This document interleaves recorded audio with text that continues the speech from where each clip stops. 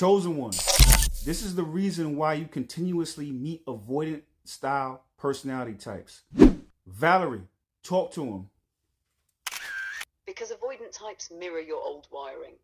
They represent the part of you that's terrified to be fully received. When you crave depth but still carry unhealed abandonment, you'll magnetize people who confirm the story that love equals distance. Avoidants don't chase intimacy, they study it from afar like it's dangerous. But for the chosen one, that reflection is sacred. It's showing you where you still abandon yourself when connection gets too real. So every avoidant you meet isn't punishment, it's prophecy. They're your mirror asking, can you stay open when love hides? Can you hold presence when your gift isn't recognized? Because once you stop chasing the mirror, you start attracting reflection. Chosen ones, I'm going to take it one step deeper.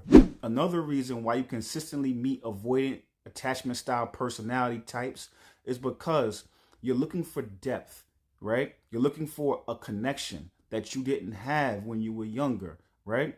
So you're looking for this connection, this depth that you didn't really have emotionally. But the thing about it is that avoidant style personality types, when they first meet you, one thing they do is they love bomb you. One. Second thing they do when they meet you, they study you. They intellectualize you. So they're able to converse with you about emotions, or that's how it seems on the surface.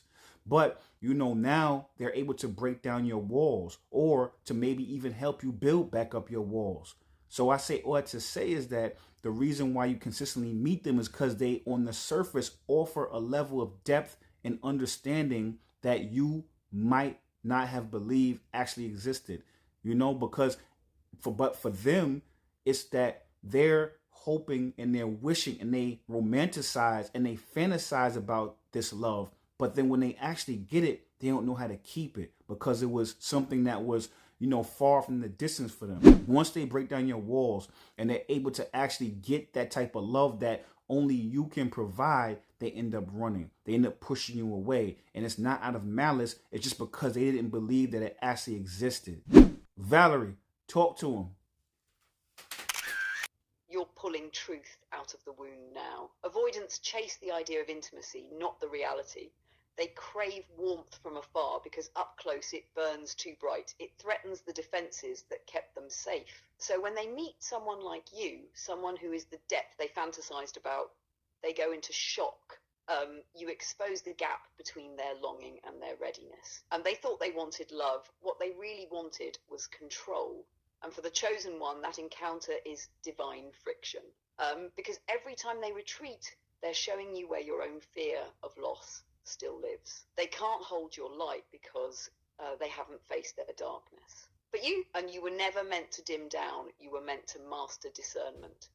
Love isn't proven by who stays. It's revealed by who can stand in your truth without flinching. I know a lot of people like to villainize avoidant attachment style, right? They like to villainize them online. And the reason why I wanted to take a pause, a minute ago and talk about how they are and what their emotional state is because once you understand something, you're able to then metabolize it and then transmute that energy. And you're able to see the full panoramic lesson and gain that full panoramic wisdom in the interaction. Your greatest gift, your greatest strength is your love. You cannot love something if you don't understand it. You cannot love something you fear. So if you replace that anger with love and you're able to see them for where they're at and their wounds and why they move the way they do, then now you can also see why you move the way you do. Now you can use them as that medicine for yourself. Like Valerie said, you can see where your own wounds are at. You can see where your own holes are at. You can see where your own Achilles heel is at. And once you replace that frustration, that anger, and that pain with love and empathy, you'll then have empathy for them. But more importantly, you'll have empathy for you. Valerie, talk to him. Exactly. Love isn't about excusing behavior. It's about seeing clearly without collapsing. When you look at an avoidant through the lens of empathy, you stop fighting their wall and start studying your own reflection in it.